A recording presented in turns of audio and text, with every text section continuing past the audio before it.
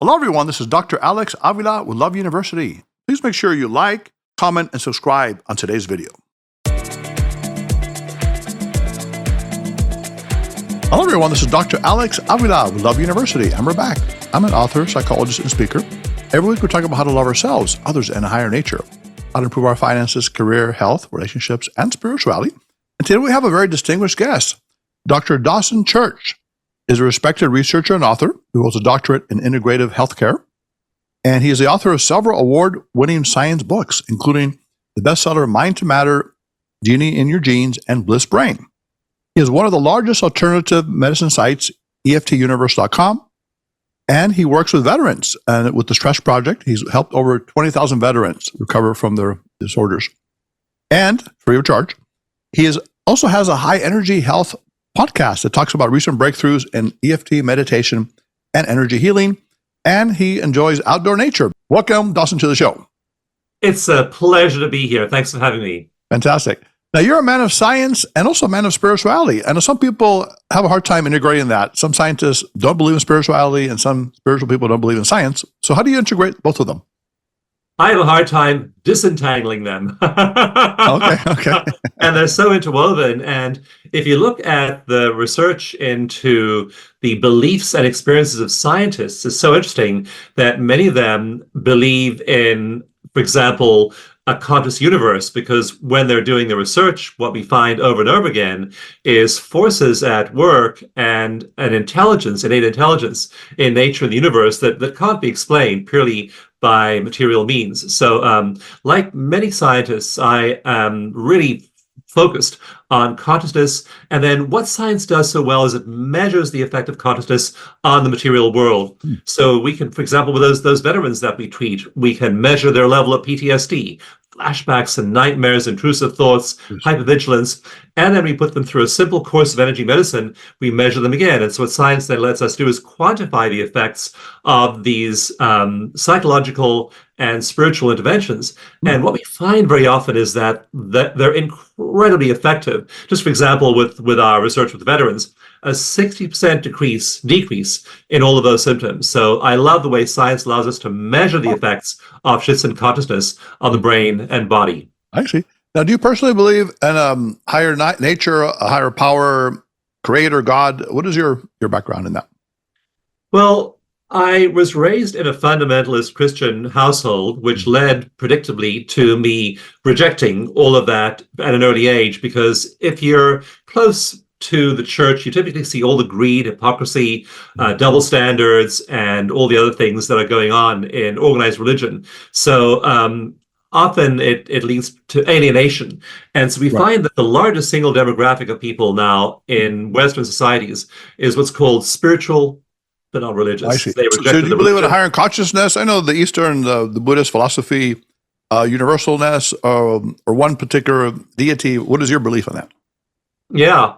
And so the great monotheistic religions believe in a personal God. Right. Buddhism and Hinduism, though, believe in the conscious universe. And so my personal experience is when I meditate and I really connect with what I call non-local mind, the consciousness of the universe. It is incredibly full of love and wisdom and compassion and joy. What I don't find is the old man with a long gray beard in the sky, the old classical god. I don't find him up there. What I do find, though, is all of those wonderful emotions and feelings that are characteristic of that non-local awareness. Right. Now let's talk a little bit about what we call suffering and even tragedy.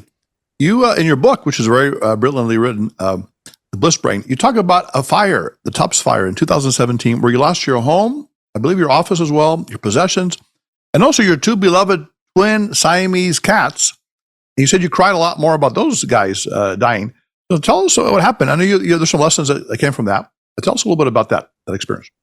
Yeah, and many of us have had shattering experiences in our adult lives, and some of us have had shattering ones in our childhood as well.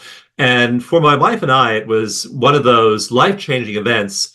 And that particular night, we woke up at 12:45 a.m. Actually, she shook me awake, and I looked at the alarm clock. It was flashing 12:45. Walked outside, saw a glow on the horizon, and this wildfire just tearing down the Wow. opposite hill toward our area. And I just yelled, "We're getting out of here right now."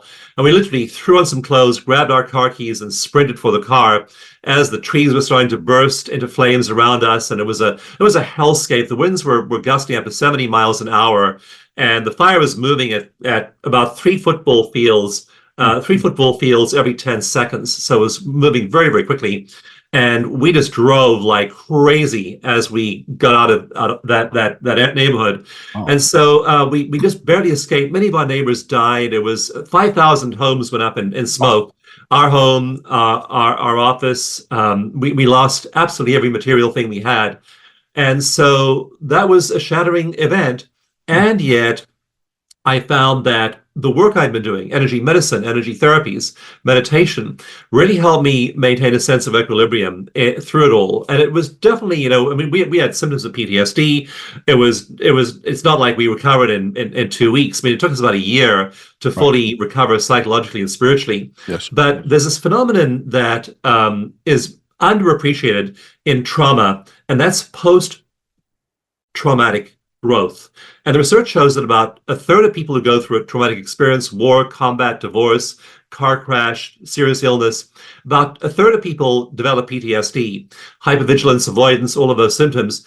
2/3 of them, though, develop post-traumatic growth. They use that trauma, that dislocation that so shakes the psyche as fuel for moving to a new vision of self. Yes. So we really consciously used it that way to create our lives anew, not trying to recreate our old lives. And it was a wonderful blessing. We look back now and think, that tore us loose of a way of being that we were pretty much done with at that point and opened the door to the new. You can see that. My practice, I also do forensic psychology work, actually with trauma victims who've been through fires and burns and shootings and, horrible accidents. And the idea of we have certain kind of clients are what we call eggshell skull, like they have previous traumas and they actually get weaker with trauma. And some people are steel skulls. They can become stronger. They become more resilient. And you even mentioned there's a turtle that you found that actually survived it. I think you called it the Tubbs turtle that made it through the fire. So the keys of resilience are pretty interesting. And you mentioned things like finding the blessings in small things, like just walking around and breathing fresh air, and also the important things of life, connection, love, compassion, and trust. So tell us, how did you guys overcome this terrific tragedy? Yeah, so you do become grateful for small things. And the small thing I was most grateful for, actually, that moment I wrote that blog post, was my glasses. That there happened, because, after the fire, there were no more glasses. And I couldn't get my prescription filled for weeks because the hospitals were just swamped with sick people, injured people, people needing all kinds of urgent care. They didn't have time to deal with things like filling a prescription for glasses. But there was one old scratched pair I found in the car, and I was very, very grateful for that. And so you become grateful for small things. And we tend to think of gratitude in terms of the promotion, the move, the love, the milestone, the career shift, the money, the house. And really, if you learn to be grateful, you start to deeply enjoy the small things. This morning, I talked to a friend early in the morning, and he said, "What are you most grateful for right now?" And I said, "Breathing. I'm breathing." Yes, definitely. And You you're don't need laughing a too, car right? or a house to make you happy. You just Yes. get happy through breathing. And so what we did was we focused on the small things, just our breath, our meditation practice. My wife and I had each other. We've been married a long time, and our marriage, our children and grandchildren. So there were our community, there were many intangible things. And what I wrote in one blog post for the Huffington Post was I had a photograph that a friend of ours sent us after the fire. They'd made their way, snuck in past the National Guard and taken photographs of the house right after, like a day after the fire. And the office had burned down, and all there was a concrete slab and chimney sticking up and ash, because everything burned. The filing cabinets burned, the desks burned, the computer was burned. Everything was completely, you couldn't make out what was what, other than there's this gray ash over everything. What there was that had not burned was a Buddha, a statue of a Buddha about 2 feet high, that had been stuck in the back of a closet during a remodel about 10 years earlier, and it had all these papers piled in front of it. We totally forgot it was there. Once the office burned down, there was the Buddha sitting there in the middle of all the ashes. And so what I wrote about in that blog post was that compassion doesn't burn, love doesn't burn, altruism doesn't burn, optimism is impervious to flames, awe, gratitude, these are the things that count, and you can't burn them. I like that. And laughter, you can't burn that either, right? You can't burn laughter. Yeah, exactly. I think someone once said that you have to take with you what you wouldn't lose in an airplane crash, which is love, and the love that you have for your friends and family and those in their minds. So that's a beautiful statement. I can see that the joy was rekindled in you after this tragedy, as you say. And, actually gratitude, people that keep a gratitude journal, they write 3 things they're grateful for, it actually reduces depression by 40% and improves sleep by 40% as well. So it's a pretty powerful technique. There's one thing I've always wondered. I've actually worked with fire victims, and I'm kind of curious to ask you the same question, is what are the 3 things you would try to get out from the fire? Aside, obviously, from humans and animals. Are there 3 objects that you really valued that you wanted to get out? I know for a year after that, my wife, again, who was really affected by the fire, I think more than I was, Yes. She would always keep like a go bag near the front door of things she treasured. And there were things like that she wanted to make sure we kept whatever was in her go bag. Now, I didn't have that response. I was just fine with letting things go. And I lost some things that I like. Just one object was an armoire that had come across from Europe before the American Revolution. Had been in my family a long time. We had a family Bible that was from the early 1800s. I mean, there are things like that I missed photographs going back, my parents and grandparents and great-grandparents, tin plates from the 1800s. I mean, but none of it. As I'm saying this now, it's like it's just stuff. Yes, exactly. It's just stuff. So exactly. So again, it's the intangibles that count, and you can lose everything. And if you have joy, if you have gratitude, you have everything. That makes sense. I know some people might risk their life for their cell phone, but nowadays, you can get it back, on a cloud or something. I mean, I would think for me, it'd be my writings, but now everything's on the cloud. So, it's not that bad. And, actually, I've been a couple of famous writers actually lost all their original writings in fires, but then they recreated it in their mind. And they were able to rewrite it. It actually came out even better, perhaps. So, like you said, it does. In fact, my book, Mind to Matter, which went on to become a huge bestseller and sold over 100,000 copies, I just finished the book the week before. And it was all in the cloud. So I just went to the computer, downloaded it. Right. But what if it wasn't? What if it was all written in manuscript? Would you really go for it and try to get it out or not? Think about it. It is so hard to write science books. I mean, I've written a few inspirational books. You just sit there and write. They're so easy. Right. Science book, every single fact. Again, my books are based on over 1,000 studies. Wow. And every word has to be factual and correct. So those books are not easy. So it may have been hard. I mean, but obviously you want to save your life, number one, right? But then, Right. It's interesting. Now, you also mentioned interesting exercise in your chapter. It says, what are the disasters that never happened? And I know when I was a kid, I almost drowned and I was saved by a lifeguard. So I'm thinking that could be a disaster. And you had your fire. So what's the advantage of doing that? Isn't it kind of gloomy to go back and think of what could have happened? Or is there a positive from that exercise? The way we hold our past is a predictor of our future. And the part of the brain that handles that is the mid-prefrontal cortex. And it's right here between our eyebrows, going back an inch or two. Say it one more time. What did you call that? The mid-prefrontal cortex. Mid-prefrontal cortex. Mid-prefrontal cortex. And it's part of the default mode network. So we have this part of the default mode network in the front of the brain, another part in the back, called the posterior cingulate area, and also the precuneus. Those two are the main anchors of the default mode network. And our brains default to thinking about activating that part of the brain, they default to thinking about the bad stuff, and we ruminate about the bad stuff. And when you think about why we evolved to default to rumination about bad things, it's pretty obvious. It was highly adaptive for our ancestors to think about the tiger that almost got you, and the crop that failed, and the river that was in flood and swept away your friends. And so we needed to ruminate on the bad stuff as a way of surviving future threats. So that was perfectly good for our ancestors. Now we don't have any of those existential threats to deal with most of the time, but this machinery is still there, and our brain defaults to rumination.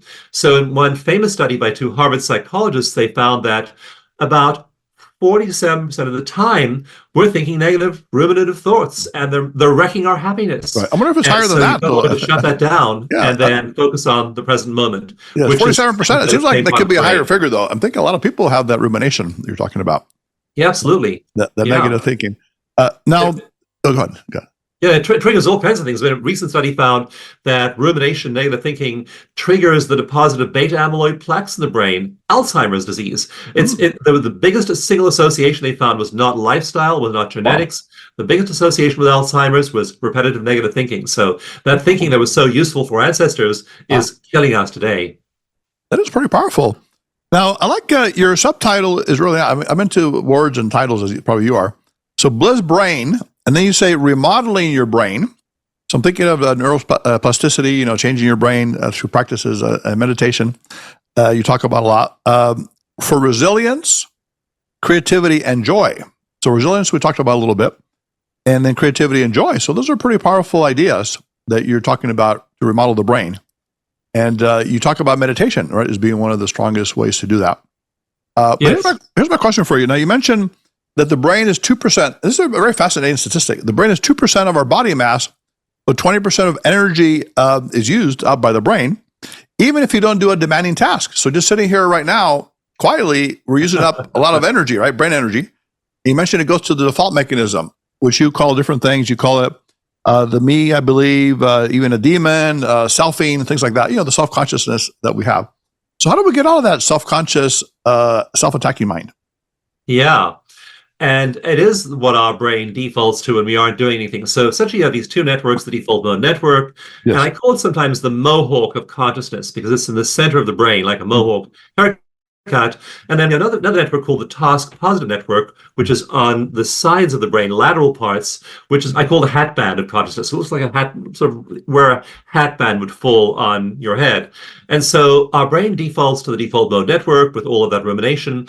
But meditation, especially meditation, certain meditations that engage some kind of aware focus are going to turn on the hat band of consciousness, and that's where resilience, creativity, and joy are found. What happens to meditators over time is that as they're firing those neural bundles, they're rewiring their brains. And so we find that things like happiness now aren't just temporary states, they're permanent long-term traits. And so when their monastery when the soldiers swoop in and destroy their monastery and they're forced to flee, they feel anxious, upset, depressed, traumatized by the loss, and they're going to bounce back much more quickly. They're resilient because they have this. They find joy. They turn on those joy circuits over and over and over and over again. And if you use it, you develop it. The neurons that fire together wire together. So the circuits are becoming bigger and bigger and bigger. And the final thing we find is pronounced in people who do this is creativity. Their level of creativity rises dramatically, and we see that in the form of gamma waves in their brain. Gamma waves are the signature wave of highly creative human beings, top artists, composers, engineers, scientists, teachers, waiters, anybody who is an expert at something, even playing a game, you'll have a lot of gamma if you're a peak performer.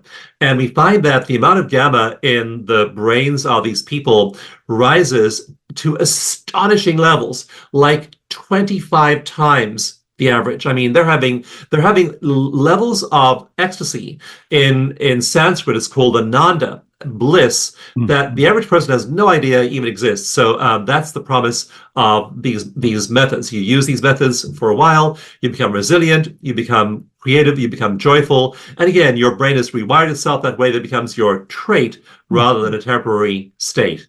Yeah, sounds very powerful. Now, one thing that really was very interesting, you have a lot of good statistics and numbers in here in the book. You said that a lot of people, when they're at rest, that's actually when they're most unhappy, because that negative mindset, we call it the monkey mind in the East, the chattering, I got to do this, I'm worried about these problems. But then you said there's another thing called the task positive network, where you're actually engaged in some activity, maybe doing your resume or something where your mind is actually fully occupied. And that might should be a positive state. But does that mean we should be working all the time and to be positive? Or what does that mean to be in task positive state? That was such a surprising finding. And that study used a smartphone app, and at random intervals, the instructions would pop up, and they asked people what they were doing and how happy they were. And they expected that they would be least happy doing things like repetitive tasks at work, Right. and most happy when they had time off. They didn't find that at all. They were very surprised when it was the opposite. Okay. When they were working, they were usually fairly happy. When they were taking time off, what was happening is they were slipping into the default mode network, and they were ruminating about the past and the future. So, like, you're doing a spreadsheet, you're composing an email, and you're productive. So that task positive network is on. When you stop doing it and your mind wanders and you take a walk, you start thinking about the bad stuff that happened yesterday, the bad stuff that might happen tomorrow. Yes. So it's a real paradox, is that we have to learn to shut that down. How we do it in meditation is that I designed a kind of meditation based on many scientific studies called eco-meditation. And we give your mind little tasks to do during eco-meditation. For example, counting breaths. We have you just notice your breath and count 6 seconds in, 6 seconds out. Is it a trivial task? Yes. But does it engage the task positive network a little bit? Enough to keep you slipping into the default mode network. And so that's how you do it during meditation. Interesting. Okay. So you do a little task to keep your mind occupied, and then you can relax. But then the opposite of that, what if we all become a workaholic society? They call it toxic productivity these days. So are we going to be happier necessarily, or is that also an extreme that we don't want to get into? Yeah, you want to give yourself time off, have work-life balance, and find work-life balance. Usually I think of work-life balance not every day, but every week. If every week I've exercised enough, I've hugged my wife, children, and grandchildren enough, I've been interacting with my community enough, maybe I didn't do it every single day, but if I did on average enough in the week, I feel a sense of balance. So I don't daily balance, work-life balance is really hard to achieve, but weekly work-life balance, monthly work-life balance is much easier. Right. But what you're saying, the work is very good. If you love your work, you're invested in it, there's a sense of, joy and absorption, and you lose track of self-consciousness. So that's a very positive. And of course, we know Mihaly talked about flow. You mentioned flow a lot. The runner's high when you're running and you lose track of time and self-consciousness. I call it the self-observer, where people are looking at yourself and criticizing and judging yourself. So that kind of vanishes. And that's pretty powerful. But the idea is how to do that. Because when I say to meditation to people, well, either too busy or my mind, it doesn't let me do it. I'm worrying about tomorrow's bills and problems.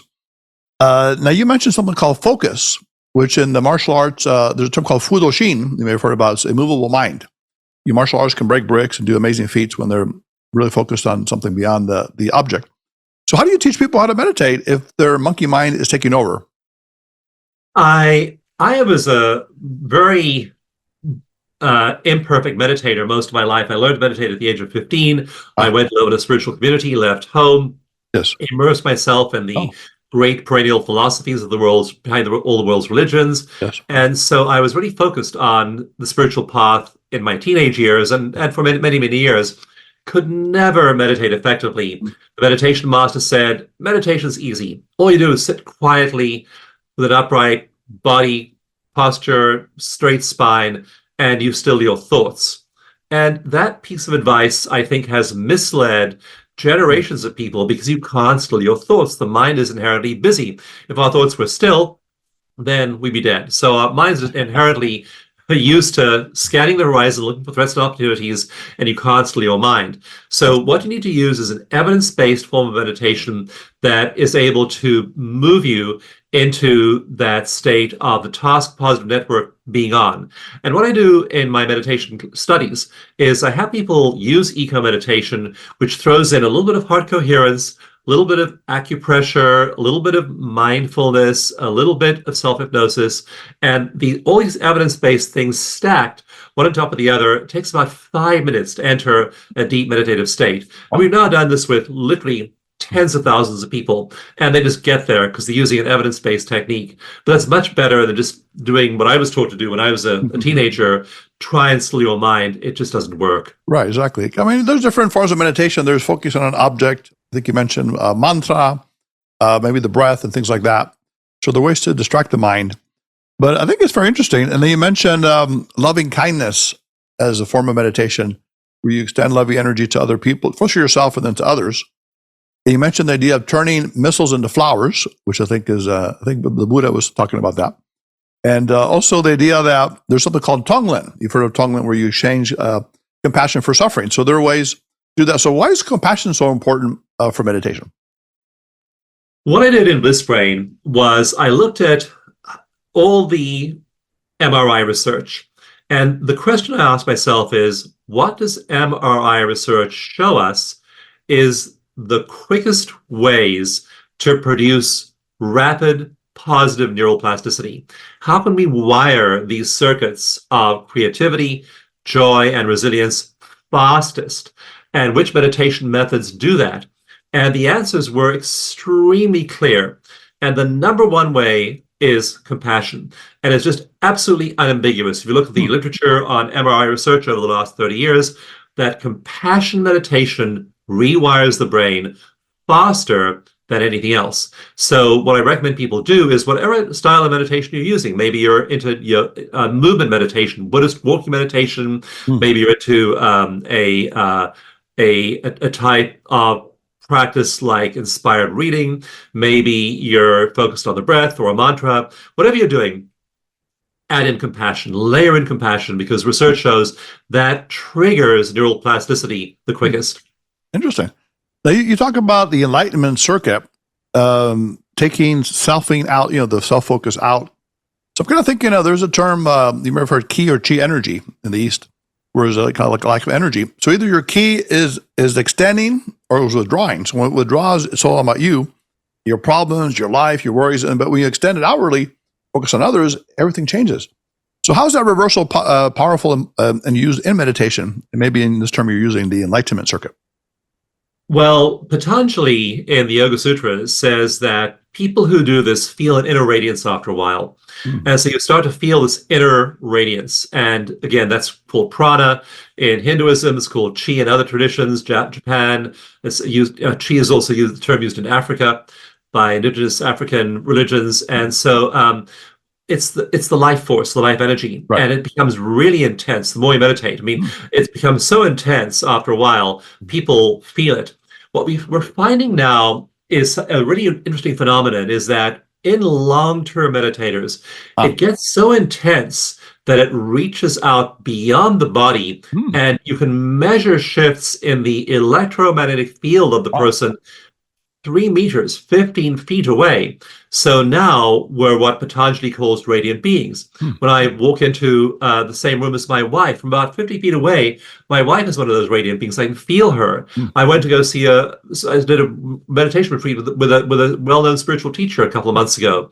And you walk toward the building where she is, you're like 200 or 300 feet away, you can feel her chi energy. Wow. So it's tangible, you feel it. Other people can sense it after a while as well. But it's a result of long-term meditation. It's a result of that energy, that prana, moving from internal, I feel good, to external, everyone around me feels good. And what we're finding now is that long-term, people start to literally condition the electromagnetic spectrum around them. We can measure this again in their field at a great distance from their bodies.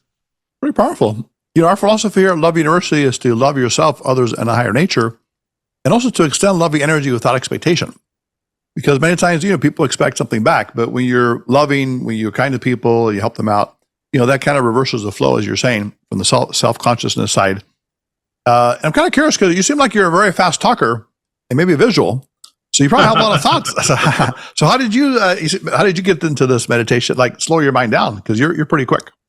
Yeah, I'm pretty quick too. Yes. Yeah, I do have to focus on speaking slower than I would like to speak. And of course, we think very quickly, and it's hard to slow it down to the level of But I mean, in meditation, though, if you're a quick talker, I'm thinking you're a quick thinker. So how do you master that thinkiness, the quickness? Yeah, so with eco meditation, we use a number of evidence-based techniques. We use tapping on acupressure points, which regulates your energy flow. Right. When we look at people tapping and they're hooked up to an EEG, we find that the emotion centers of the brain just calm down.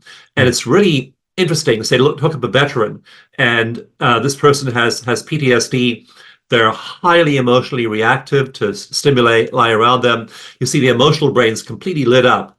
They start tapping, just using acupressure, and on the EEG, it's like a miracle. You just see that emotional brain calm down in a few seconds. We've had people who've had PTSD for decades, like Vietnam veterans, 50 plus years of PTSD, and they just calm down when they start tapping. So this meditation method has you use that regulation that you get from pressure on acupuncture points. And then heart math, heart rate variability regulation. It's easy to do if you start to breathe slowly. So you slow your breathing down.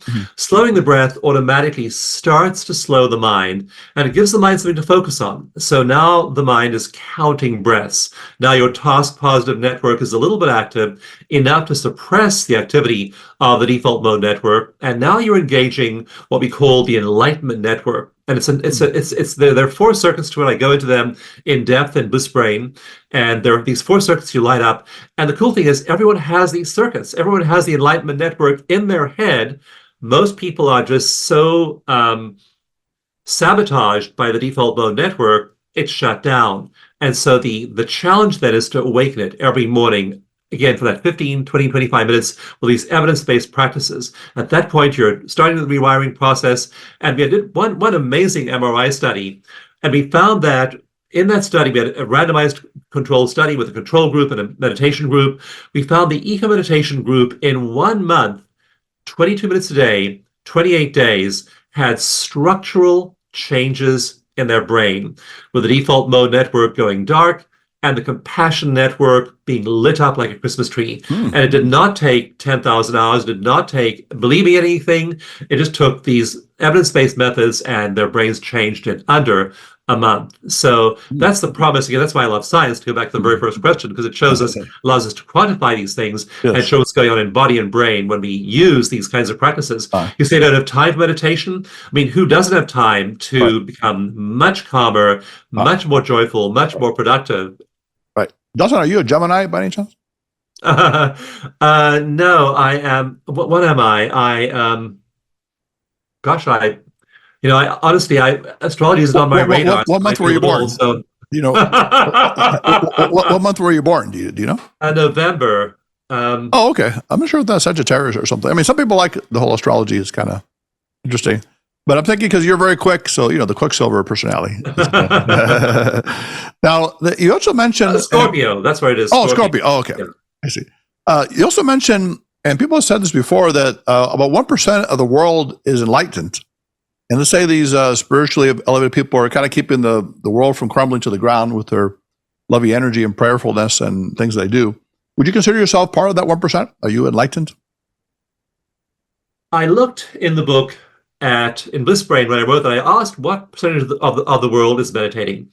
And there are good records that have been kept by the CDC in the US for the last 50 or 60 years. Right. And so we can tell the numbers there. We can tell the numbers in the European Union. A lot of those countries keep records. I was fascinated, though, to go back and find records in India and China 1,000 years ago, because back then they were the superpowers. They were the most wealthy and developed civilizations in the world. And back then it was 1%. There are records in France and Germany and England from 1100, 1%. So you have this 1% of people with some focus on spirituality throughout human history. By 2005, that had quadrupled to 4%. Today, it is 20% of people in developed countries that are meditating and are having awakened experiences. Now, it doesn't mean they're fully enlightened. I mean, fully enlightened is the Buddha, it's Jesus, it's people who hit those elevated states and stay there 24/7. I wish I was that lucky. And we all wish we could just hit that elevated state and never come down. But, I stub my toe and I have to file my tax returns, and sometimes my experiments go wrong, and sometimes Right. people don't like what I say. So there are all these reasons why Exactly. we all get triggered. Let me see if I can get this straight. So you said 14% of people in the U.S. meditate, and I think you said 20% worldwide. But is that the same as enlightened, or is that different? I'm thinking enlightened is even a higher form. Would that be 1%? Or what would you say about that in a society? So that number, so again, 1% all the way through history, up to 1980, according to CDC figures, it was 1%. Who About meditate, 4% by 2005, and 20% now in developed countries where there are measurements taken. So a 20-fold increase in meditators. Now, all those people who are hitting enlightenment, meditation means you're giving yourself some time in the day, maybe only 10, 20 minutes, to move into an awakened state, to become conscious of something greater than your local existence. The fact that I'm a body, I'm a mind, I'm a heart, I got all this stuff over here, but I am not that. We know from all the saints and sages, we know from Rumi, and we know from Jesus and Buddha and Shankara, we know that we are consciousness. Rumi said, you are not a drop of the ocean of consciousness. You are the ocean of consciousness in a drop. And so these people are taking some time in their day, maybe only half an hour, to inhabit the reality that I am consciousness itself expressing as a human body. And that is powerful.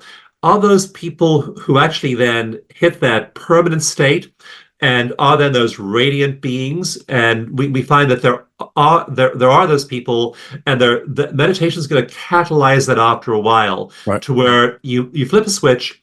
When the switch is flipped, when you reach the tipping point, you built enough neural capacity to be firing those circuits as your default. You now no longer are run by the default mode network. You are run by the enlightenment circuit. And those are our spiritual masters, spiritual teachers.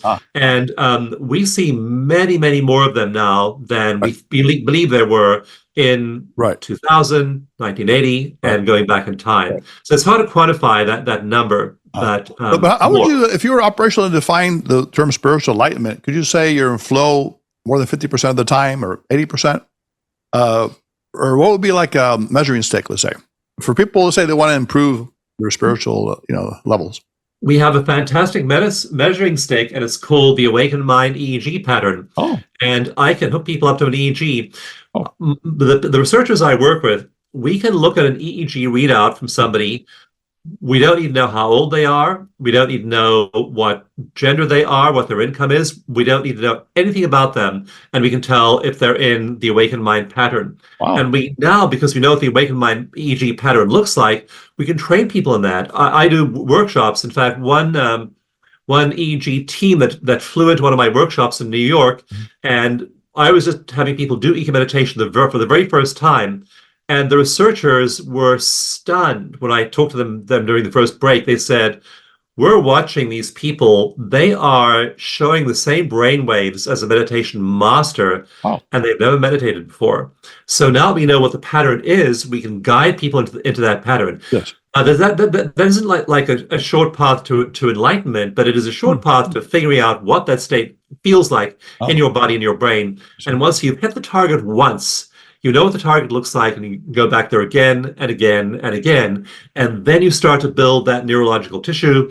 Then you start to change. So we know what that pattern looks like. We can hook people up and tell right away if they're in that awakened mind state, and then we can train them to reach it once and then reach it repeatedly. That's pretty powerful. Awakened mind state. I like that term. And enlightenment is good. Flow. These are all very powerful terms.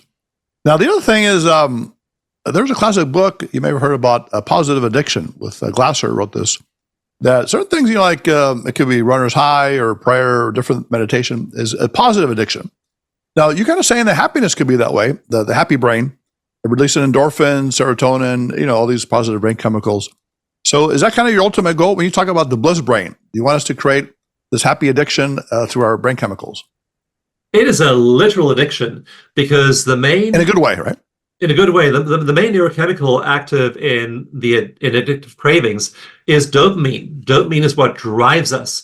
And there's a reward center in the brain called the nucleus accumbens. It acts on the nucleus accumbens. So the nucleus accumbens in addicts, heroin, even chocolate, is highly lit up. Dopamine is the neurochemical, and the physical part of the brain is the nucleus accumbens, highly lit up in addicts. What we find in meditators is that if they're using these evidence-based meditation tools, their dopamine rises up to 65%. Wow. They're getting like a hit of cocaine or heroin equivalent just with meditation. We find their oxytocin rises dramatically, the love drug. They feel incredible love. Wow. Now, again, the feeling love for God, the feeling love for the universe, the feeling love for other people, the feeling compassion, but their oxytocin's going through the roof. That in turn triggers other neurochemicals like anandamide, the bliss molecule. Oh. Same molecule triggered by THC, marijuana. Another molecule triggers is serotonin, which has the same chemical structure as psilocybin, magic mushroom. So these people who are doing these effective meditations, they're highly addicted to doing it. When we know people start doing meditations, one woman I talked to her at a workshop in 2019, and she'd taken my 30-day meditation challenge, meditate for 30 days. She said, I made the commitment, Dawson, but come thick or thin, I would meditate 30 days. I said to her, what day are you on today? She said, I am on day 147. That's an addict. Wow. And that you just get so used to feeling good. Okay. No one can keep you away from meditation. You crave that as much as a heroin addict craves heroin. So these are intensely addictive drugs. Now, what is happening in the brain is interesting, though. You see these patterns of all these neurochemicals firing in the brain. They are not acting, though, on the nucleus accumbens. So the nucleus accumbens is relatively quiet in these people because it's brain-wide ecstasy, not just focused on this small reward center. Perfect. Well, Dawson, I think you sold me on this. You're quite a persuasive man. You're an easy sell. Well, so it's, but tell you what, it's the beginning of the year. Now, could you do a little demonstration for us right now as we speak? Jonathan, my producer, could you come over here for a second? Now, Jonathan, this is the genius behind the scene here who produces our podcast. And he gets a little bit, stressed out, say hi to Jonathan here. Hey, Jonathan. Jonathan's a musical guy. He produces, he's a very, involved guy. So Jonathan, what is it sometimes? Does your monkey mind get the best of you sometimes? I say, yeah, mostly when I'm trying to fall asleep and it's like, like all those like thoughts like, oh, what do I got to do tomorrow? Just like scheduling stuff. So I guess it's just like the normal day-to-day stuff. Yes, I was going to say that. So sleep is an issue. So give us a little something right now. Can you do a little meditation for us and the listeners right now? Yeah. So Jonathan, think about something, an event that happened in the last 2 weeks. That Can he close his eyes or does it matter? No, eyes open for right now. Just think about an event that might disturb your sleep. You're going to sleep tonight. Something happened in the last couple of weeks that was distressing, disturbing. And then don't tell me what it is. We don't need to know what it is. We just need to know that you're getting a little bit stressed when you think of this event. And then just give the event a name. Like if this event was a movie, what would the movie title be? Out of time, probably. Good one. Out of time. Out of time. Yes. Out of time. Okay, so your title of your event is Out of Time. And when you think of that event and tune into your body and how you feel in your body right now, and you score your stress level 0 to 10, with 10 being highly stressed and 0 being no stress whatsoever, what's your number thinking about the Out of Time event? Probably like an 8. An An 8? Yeah. Okay. So we've got a physical feeling, we've got a title, and we've got a number. That's all we need to begin with. And now I want you to stimulate some acupuncture points, and we'll start with this meridian over here. It's called the small intestine. Just go ahead and tap your fingertips on that. And while you tap, just notice your breath. You don't have to breathe any particular way, just notice your breathing. And as you tap on that small intestine meridian, just focus on the event. Out of time. Now, tap right here on your eyebrow. This is called your bladder meridian in acupuncture. Notice your breathing. Think about the event. Tap on the side of your eye. This is your gallbladder meridian in acupuncture. And again, this tapping just sends a small electrical charge through your connective tissue and neutralizes any threat signaling in your nervous system. Now tap under your eye. It's your stomach meridian. And think about the worst part of being out of time. Was it that you were powerless when you were out of time? That there's somebody else who wasn't cooperating? Was there a penalty that was going to be exacted for being out of time? Think about the worst part of that experience, that 8,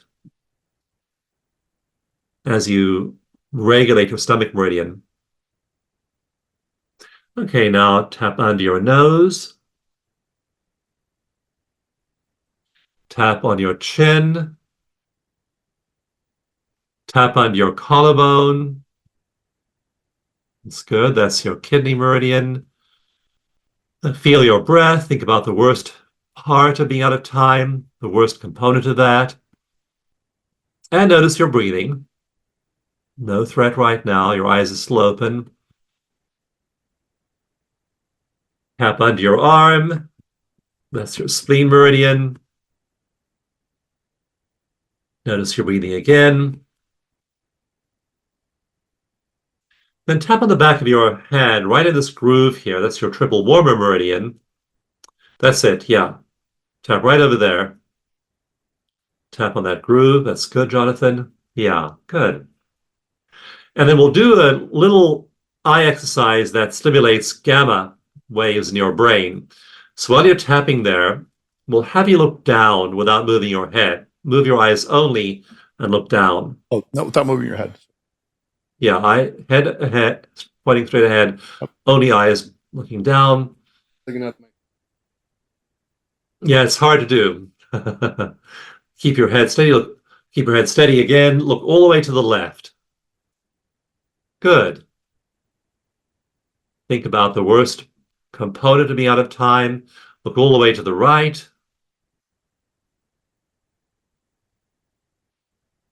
Notice your breath. Out of time, you were at 8. And then look up, all the way up toward the ceiling without moving your head, just moving your eyes. Notice your breathing.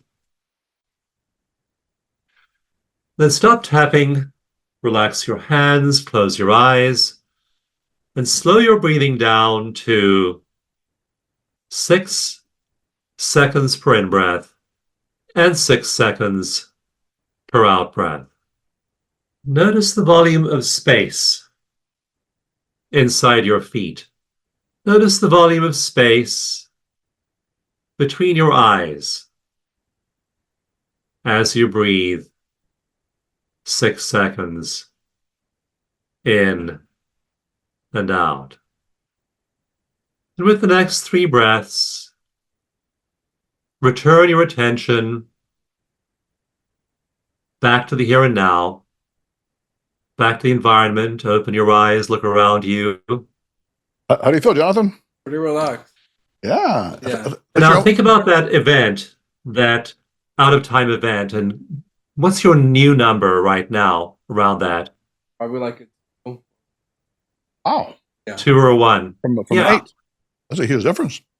Congratulations. And man. again, we Yeah. don't have to Thank do you, therapy Jonathan. around it. We don't have to explore it. I don't have to know what it is. All you're doing is you're giving your body a whole bunch of evidence-based cues Yes. that event is not a trigger to go to fight or flight. And Yes. once you break the association one time, Right. it's broken forever. We work with veterans who've been Yes. going to fight or flight for 50 years since the Vietnam War. We break the association one time with these simple techniques like meditation and tapping, Yes. and then it's broken forever. We retest them in a year, and they're still free of those symptoms of PTSD. Fascinating. Yeah. Cognitive plus exposure plus meditation. That's a very powerful tool. Well, Dawson, it's been a wonderful pleasure having you on the show. I can see you emanate lightness, joy, and also you want to help people, right? And love, right? Those are the key elements. Where can people hear more about you? Do you have a website? Do you have anything you're working on right now? Yeah, by all means, go to the website, which is my name, Dawson, D-A-W-S-O-N, DawsonGift.com. You can download the free EFT mini manual there about tapping. You can download a free meditation that we ran a clinical trial on. It improves your immune system. So there are a lot of useful items at DawsonGift.com. And there's also an access portal to our certified practitioners, our online classes, our virtual classes. There's a very rich ecosystem of self-help tools at dawsongift.com. And you'll find, first of all, the acupressure and meditation there. But beyond that, you'll find all those other useful tools as well.